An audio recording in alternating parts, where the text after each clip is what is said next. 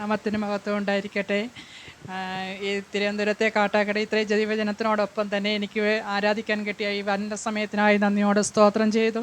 എൻ്റെ കർത്താവ് എന്നെ ഇത്രത്തോളം നടത്തിയത് എൻ്റെ കർത്താവിൻ്റെ കൃപയാണ്. ഞങ്ങളുടെ കഴിവോ മിടുക്കമൊന്നും അല്ല, എൻ്റെ കർത്താവിൻ്റെ കൃപ മാത്രമാണ്. ഹൈന്ദവ ആചാരപ്രകാരം ഞങ്ങൾ ജീവിച്ചു. എന്നാൽ എൻ്റെ കർത്താവ് ഞങ്ങളെ മരണത്തിന് തുല്യമായ ജീവിതത്തിലൂടെ കടന്നുപോയപ്പോൾ ഒരു വിശ്വാസികളെയും ഞങ്ങളെ കണ്ടില്ല. എന്നാൽ എൻ്റെ കർത്താവ് ഞങ്ങളെ മുന്നമേൽ കണ്ട എൻ്റെ കർത്താവാണ് എന്നെ ഇത്രത്തോളം നടത്തിയത്. ആർക്കും ഒരു പരസഹായമില്ല. ഞാൻ കട്ടിലിൽ കിടന്നപ്പോഴും ഞങ്ങൾ വിശ്വസിച്ച ദൈവങ്ങൾ ഞങ്ങളെ കൈവിട്ടു. ഞങ്ങൾക്ക് വേണ്ടി ആരും ബന്ധുക്കളില്ല, സ്വന്തക്കാരില്ല. എന്നാൽ ഒരു ദൈവദാസനോട് ഞങ്ങൾ വിശ്വാസത്തിലറിഞ്ഞു. ഒരു പ്രാർത്ഥനയിലൂടെ ഞാൻ എഴുന്നേറ്റ് നടക്കുവാൻ തുടങ്ങി. അത് ഞങ്ങൾ 3 വർഷത്തോളം ഞങ്ങൾ ഈ വിശ്വാസമായി മുന്നോട്ട് പോയി. പക്ഷേ ഞങ്ങൾ ആ ബെന്തിക്കോസ് ചർച്ച് വിട്ടു പോകില്ലെന്ന് മനസ്സിലാക്കിയപ്പോൾ ഞങ്ങളുടെ സഭ ഞങ്ങളെ തഴയാൻ തുടങ്ങി. പണമുള്ളവർക്ക് മാത്രമേ ബെന്തിക്കോസ് ചർച്ച് ഉള്ളൂ എന്നുള്ളത് മനസ്സിലാക്കാൻ തുടങ്ങി. അങ്ങനെ ഞങ്ങൾ ദേവദാസനെ ഞങ്ങളുടെ ചർച്ചിൽ 21 ദിവസത്തെ ഉപവാസ പ്രാർത്ഥനയ്ക്ക് വന്നതാണ് ദേവദാസൻ. അതുവഴി ഞങ്ങൾ പരിചയപ്പെട്ടു. ഫോൺ വഴി ഞങ്ങൾ സംസാരിച്ചു. അങ്ങനെ ദേവദാസനോട് ഞങ്ങൾ ഒരുപാട് നാൾ പറഞ്ഞ് ഞങ്ങളുടെ ഭവനത്തിലൊന്ന് വരണമെന്നൊക്കെ പറഞ്ഞെങ്കിലും ദൈവഹിതം എന്നാൽ 3 മാസത്തിന് മുമ്പാണത് ദേവദാസന് ഞങ്ങളുടെ ഭവനത്തിലെത്താൻ കഴിഞ്ഞത്. അന്ന് ഞങ്ങളുടെ ജീവിതത്തിലെ വിശ്വാസങ്ങളെ വർദ്ധിപ്പിച്ചു. ഞങ്ങളിലൂടെ ഒരുപാട് ആത്മാക്കൾ ആ ചിറ്റാറിൻ്റെ ദേശത്ത് ബലപ്പെടുത്തുവാൻ എൻ്റെ ദേവദാസനിലൂടെ ഞങ്ങൾക്ക് കഴിഞ്ഞു. എൻ്റെ ദൈവം ഇനി മരണം വരെയും എൻ്റെ ദേവദാസനിലൂടെ ഞങ്ങളുടെ സീനായ് മിനിസ്ട്രി ചിറ്റാറിൽ മുന്നോട്ട് പോകണമെന്ന് ഞങ്ങൾ ആഗ്രഹിക്കുന്നു. അതിലുപരി എൻ്റെ കുഞ്ഞ് ഏറ്റവും വലിയൊരാഗ്രഹമാണ് ഒരു ഡോക്ടർ ആവണമെന്നുള്ളത്. ഞങ്ങളുടെ ഈ സാഹചര്യത്തിൽ ഒരു രക്ഷയുമില്ലാതിരിക്കുന്ന സമയമാണ് ഒരു ഡോക്ടർ എന്ന പദവി. എന്നാൽ പാസ്റ്ററോട് ഞാൻ ഓരോ അലോട്ട്മെൻറ്റ് വരുമ്പോഴും ചോദിക്കും, പാസ്റ്ററെ നിരാശയോടെ എൻ്റെ കുഞ്ഞ് പറയും, എൻ്റെ പാസ്റ്ററെ 1 പോയിൻറ്റിനാണ് ഞാൻ പോയത് എന്നൊക്കെ പറയും. 3ാമത്തെ അലോട്ട്മെൻറ്റാണ് ലാസ്റ്റിലത്തെ അലോട്ട്മെൻറ്റ്.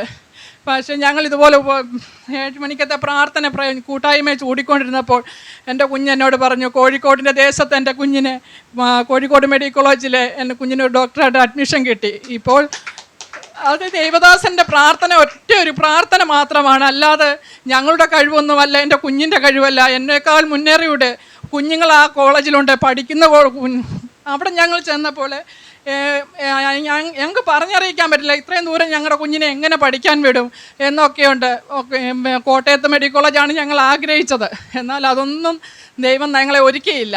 ഏറ്റവും ഉന്നതമായ കോളേജ് ദൈവം നമുക്ക് വേണ്ടി ഒരു കരുതുന്നുണ്ടെങ്കിൽ അത് ഉന്നതമായതായിരിക്കും. അല്ലാതെ വൈകും തോറും നമുക്ക് ഓരോ വാഗ്ദത്തങ്ങൾ പിടിക്കുവാൻ അല്ല, നമ്മൾ വാഗ്ദത്തത്തിന് വേണ്ടി നമ്മൾ കാത്തിരിക്കണം. ആ കാത്തിരിക്കുന്ന വാഗ്ദത്തം വലിയ വാഗ്ദത്തമായിരിക്കും. അപ്പോൾ ഞങ്ങൾ ആ കോളേജിൽ ചെന്നപ്പോൾ മോൻ പറഞ്ഞു, എൻ്റെ അമ്മയെ ഇത്രയും ദൂരം എങ്ങനെയാണ് വരുന്നത്? 16 മണിക്കൂറുണ്ട് ഞങ്ങളുടെ ഇവിടുന്ന് കോഴിക്കോട് എത്താൻ. അപ്പം പറഞ്ഞു, എനിക്ക് ദൂരെ കൂടുതൽ, എനിക്ക് വയ്യാന്നൊക്കെ പറഞ്ഞപ്പോൾ ആ കോളേജിൽ ചെന്നപ്പോൾ അടുത്തിരുന്നവരൊക്കെ ചോദിച്ചു, നിങ്ങൾക്ക് അലോട്ട്മെൻറ്റ് കിട്ടിയതാണോ? ആണോ എന്ന് പറഞ്ഞു. അത് നിങ്ങളുടെ ഭാഗ്യമാണ്. ഇവിടെ ഒരു സീറ്റിന് കൊടുക്കേണ്ട 15 ലക്ഷം രൂപ തൊട്ട് 20 ലക്ഷം രൂപ വരെയാണ്. ആ സ്ഥാനത്ത് എൻ്റെ കുഞ്ഞിന് അടയ്ക്കേണ്ടി വന്നത് 2500 രൂപ മാത്രമാണ് അലോട്ട്മെൻറ്റിൽ അടയ്ക്കാൻ വന്നത്. ദൈവം ഒരുക്കിയാൽ അത് ഏറ്റവും ഉന്നതമായ കോളേജായിരുന്നു. അത്യുന്നതന്മാർ പഠിക്കുന്ന കോളേജിൽ എൻ്റെ കുഞ്ഞിന് പഠിക്കുവാനും ദൈവം ഒരുക്കി. അതുപോലെ തന്നെ നല്ല ഫുഡുകൾ, ആഹാരങ്ങളെല്ലാം ഒന്നിനും ഒരു കുറവ് വരുത്താതെ ഈ നിമിഷം വരെ അവനെ കാത്തു പരിപാലിച്ചു. അങ്ങനെ വന്നു കഴിഞ്ഞപ്പോൾ അഡ്മിഷനായി പൈസ അടയ്ക്കണം. 30,000 രൂപ ഗവൺമെൻറ് അലോട്ട്മെൻറ്റിൽ അടയ്ക്കണം. ഞങ്ങളുടെ കയ്യിൽ, ദേവദാസനറിയാം, ഞങ്ങളുടെ കൈകളിൽ ഒന്നുമില്ല. ഈ ഓരോ ദൈവത്തോട് ഞങ്ങൾ പറയുക, ഞങ്ങൾ പിറ്റേ ദിവസം അടച്ചിട്ട് വരുന്നു, പിറ്റേ ദിവസം 5 മണിക്ക് മുമ്പായിട്ട് പൈസ അടയ്ക്കണം. ഞങ്ങൾ പ്രാർത്ഥിക്കുമല്ലാതെ ഞങ്ങൾക്കൊന്നും കഴിയത്തില്ല. എൻ്റെ കയ്യിൽ ആകെ പോയിട്ട് വന്നതിൻ്റെ ബാക്കി 5000 രൂപ എൻ്റെ കയ്യിലുണ്ട്. ഞാൻ ദേവദാസനോട് പറഞ്ഞു, ദേവദാസ എൻ്റെ കയ്യിൽ 5000 രൂപയേ ഉള്ള, എനിക്കറിയത്തില്ല, 30,200 രൂപ 5 മണിക്ക് മുമ്പ് എനിക്ക് അടയ്ക്കണമെന്ന് പറഞ്ഞു. ഞങ്ങൾ ഇരുന്ന് പ്രാർത്ഥിക്കുമല്ലാതെ ഒന്നുമില്ല. അപ്പോൾ അന്ന് ഇവിടെ വെള്ളിയാഴ്ച പ്രാർത്ഥന നടന്നുകൊണ്ടിരിക്കുന്ന സമയമാണ്. അപ്പോൾ ഞാൻ 2 മണിയായപ്പോൾ ഞാൻ ദേവദാസനെ വിളിച്ചു, ദേവദാസ ഒരു സമയം 1 മണിക്കൂർ മാത്രമേ ഉള്ളൂ, എടി എങ്ങനെ ഈ പൈസ അടയ്ക്കുമെന്ന് എനിക്കറിയത്തില്ല. ആ ദേവദാസൻ ഞങ്ങളോടൊപ്പം മുഴങ്കാലിൽ മടക്കിയിരുന്ന് പ്രാർത്ഥിച്ചു. ആ 3 മണിന്നൊരു സമയമുള്ളപ്പോൾ ഗൾഫിൽ നിന്നൊരു കോൾ വന്നു. ആ അത്രയും എമൗണ്ട്, 1 രൂപ പോലും കൂടുതലില്ലാതെ 30,200 രൂപ ഞങ്ങൾക്ക് അടയ്ക്കുവാൻ സാധിച്ചു. എല്ലാം ഈ ദേവദാസൻ്റെ കഴിവും എൻ്റെ ദൈവത്തിൻ്റെ കൃപയും ഒന്നുകൊണ്ട് മാത്രമാണ് ഞങ്ങൾ ഇത്രയും ദൂരം ഞങ്ങൾ കടന്നു വരാൻ കാരണമെന്നുണ്ടെങ്കിൽ ഞങ്ങൾക്ക് ലഭിച്ച വിടുതലാണ്. അല്ലെങ്കിൽ അതൊന്നും ദൈവത്തെ മഹത്വപ്പെടുത്തുവാൻ കഴിയുന്ന ഒരു സമയങ്ങൾ പോലും നമ്മൾ പാഴാക്കരുത്. എവിടെ ദൈവത്തെ ഉയർത്താൻ കഴിയുന്നു, ഒരു നാണക്കേടുകളും വിചാരിക്കാതെ ദൈവത്തെ മാനിക്കണം. അതാണ് എൻ്റെ ജീവിതത്തിൽ എനിക്ക് ദൈവം തന്ന ഏറ്റവും വലിയ പാട്.